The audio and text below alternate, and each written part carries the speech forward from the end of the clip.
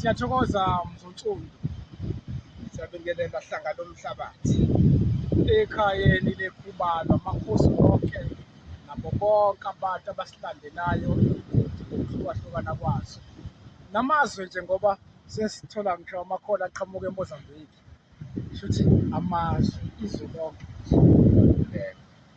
siyabingelela la ngiphethe uMayime. Ngiyafisa ukuthi njalo mase mhlampe inyanga nenyanga kube ukuthi siqhamuka nalo muthi okanje wempi because abantu abaningi banempi emsebenzini, banempi emphakathini, banempi emndenini, banempi yonke indawo ngisho emgaqweni la uhamba khona umuthi wempi singawuyeki emakhaya. Suveze njalo umuthi onabompika ayiboni naboMayime uze uzoxosha yonke into efana nezipoki, imidliwa, iy'lwane egijima phezu kwezindlu, iy'mfene, amathakathi, abantu abahlangene ngawo. La ngiphethe uMayime, uma ubuka uMayime ucishe ufane nesiqunga sikaTikoloshi uma ucishe ubuke la. Isiqunga sikaTikoloshi naso siyangena emthini akanye entelezini yokuxosha imimoya akanye iy'lwane magayo yazi nawe. Then lo namhlanje ngizoxoxa ngayo ukuthi uma uhlushwa mhlampe yi-case emsebenzini uMayime ke ungawufaki ocala kalithethwa nayo yonke lento omnyama bempunzi bangena lapho. Uma ufuna ukumisa leyo nto ofuna ukuthi ime nje kuthiwa uMayime ngoba naku umuthi wokuvuselela imizwa kwabantu besilisa uyangena ekuchatheni kwiy'ntelezi lezi zokuchatha zabantu besilisa kuze ubhoko uzoma uyangena uMayime lapho uyawuqoba nje ugqume ugeze uphalaza kanye uchele ngawo.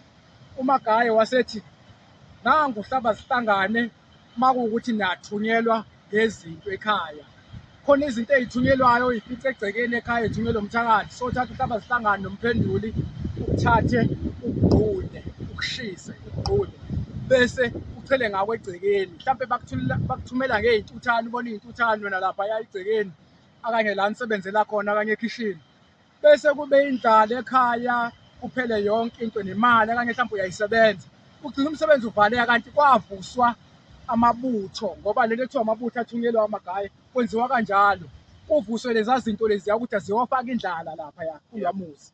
So lezo zinto ayithatha uy'gqule zibefana ufake umphenduli ufake uhlaba zihlangane usangafaka noMayime lo usuyakuthatha uchele ngako egcekeni.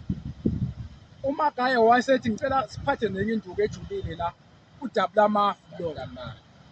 uDabulamafu lo ubest makuthiwa uyathakathwa ngoba nabo abathakathi basebenzisa wona makuthiwa ufuna uDabulamafu, basebenzisa ukhamba thizeni njengoba singasolwandle nje bafike bahambe lapha umgodi uthathe ukhambo lumnyama kuthathwa insila yakho ney'nsila zamathuna kofaka uDabulamafu lapha nabo yifele oyikhunge ney'nsila zohlanya kanye ngubo zohlanya bese kophahlwa lapha neminye imithi engeke ngiyibale ngoba sithakathile bese kuphahlwe laphaya uvukwe izizwe wena kube ngathi khona umuntu okubizayo akanye ikhanda kube ngathi liyaphithana kanti yileza zinto leziya ekusetshenzwe even insila yakho akanye isithombe sakho.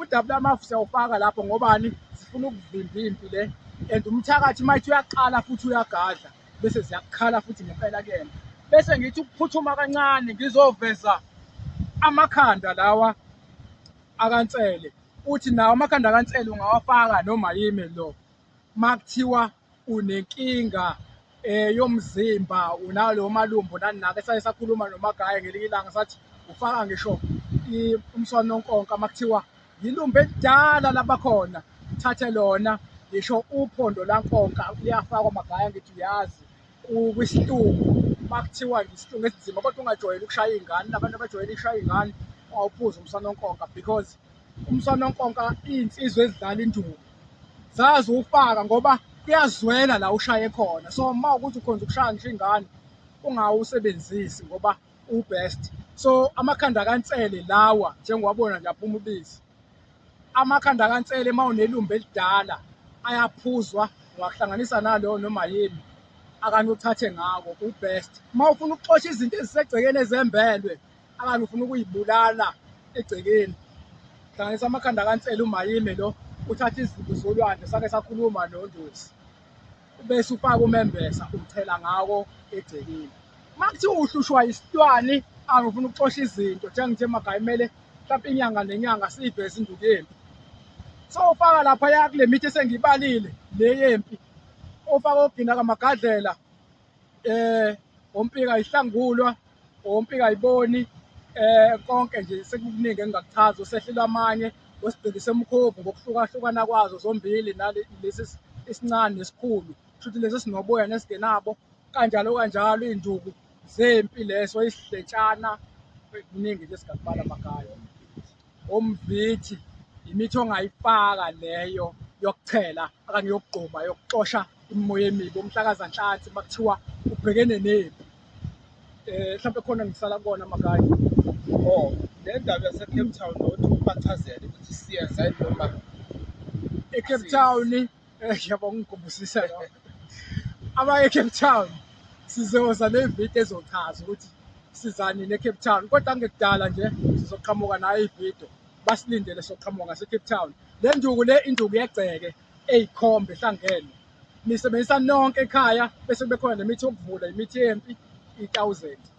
Bese uma ufuna uyisebenzisa wedwa u-700, uhamba nomuthi owenza uphondo mhlawumbe lihlale emotweni akanye kuwena, akanye ozogcaba ngawo. Kwafakwa amafutha angenabungozi, kwafakwa amathambo esambane laphaya, kanjalo kanjalo, amafutha endlovu, amafutha e-Big 5 nje kahle kahle.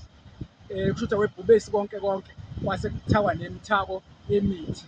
Ngicabanga ukuthi icacile nje, ngicela ukuyivala lawo namhlanje. Sizophinde siqhubeke nayo le vidiyo inyanga nenyanga, induku yempi kumele lokhu iphokophele. ayinto efikile. Sicela ukuyibamba la, sithokoze.